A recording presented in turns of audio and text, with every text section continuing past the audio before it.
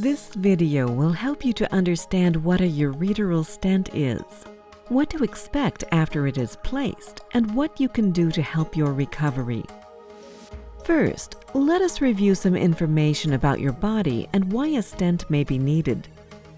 The normal human body has 2 kidneys that are in the middle of the back, under the lowest ribs. Kidneys filter and clean blood to make urine. Ureters drain the kidney to the bladder. A ureteral stent is a thin, straw-like tube that is put in a ureter to help drain urine from the kidney to the bladder. A curl at each end of the stent holds it in place.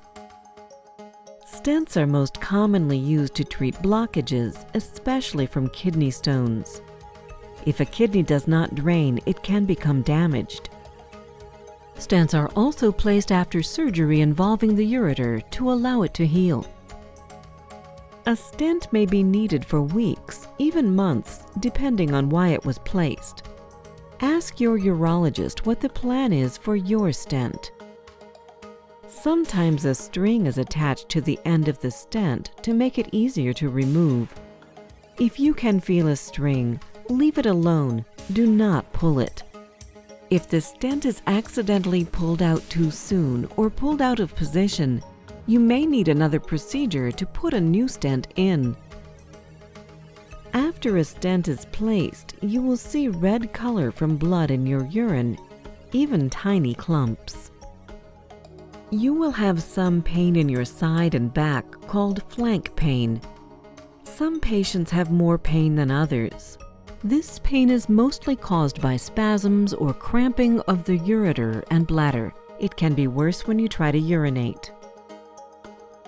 Most patients also have bladder irritation from the stent. This can be urinary frequency, needing to urinate often, and urinary urgency, or feeling strongly that you have to go. You will be given a prescription for narcotic pain medicine for the first 1 to 2 days. These medications are not as helpful with stent pain as we would like them to be, and they can cause nausea and constipation. You may be prescribed a type of medication called an anticholinergic or an alpha blocker. These medications work to lessen the cramps and spasms and can be helpful with this type of pain. There are several things that you can do to help your pain and prevent problems from the stent. First, be sure to drink plenty of fluids throughout the day. Avoid sugary drinks, caffeine, and alcohol to get the most help. You may get the best relief with heat, and the most comfortable resting position tends to be in a recliner with knees bent. Use heating pads carefully. Severe burns happen very easily, so never sleep with a heating pad or put directly on your skin. Don't trap the heat by lying on the pad, and always unplug it after use. You can also try ice for the pain. If you do, wrap the ice pack in a towel before placing it against your skin. The first few days after you get your stent, eat small, light meals. Use over-the-counter pain medications such as Tylenol, Motrin, Aleve, or other medication only as recommended by your physician.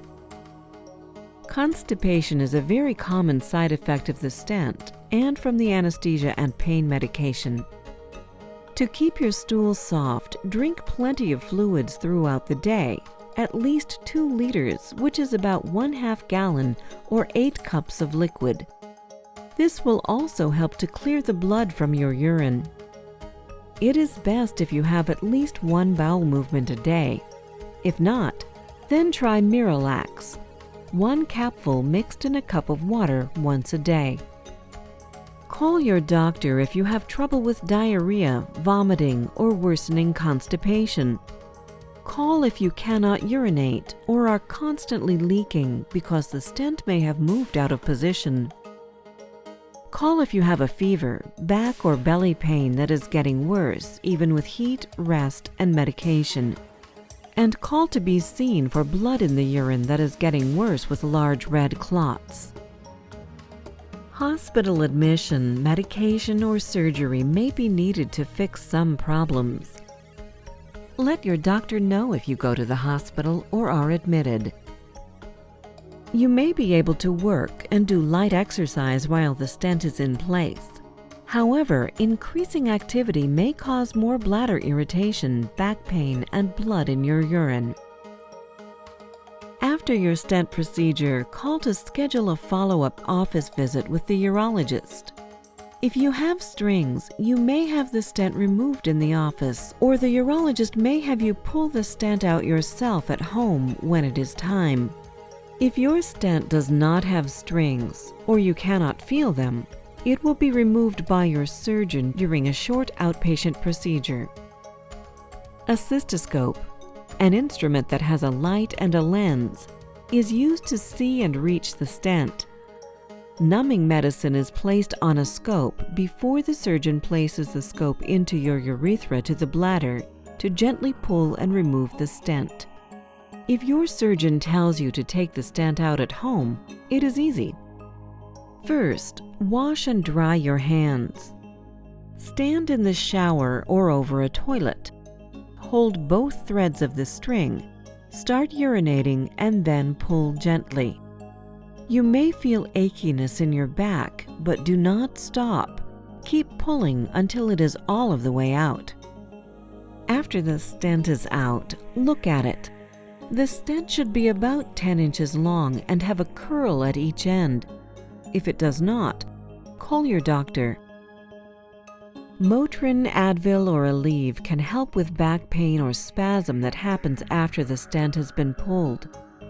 Keep drinking plenty of fluids and call your urologist's office if you have any questions or concerns.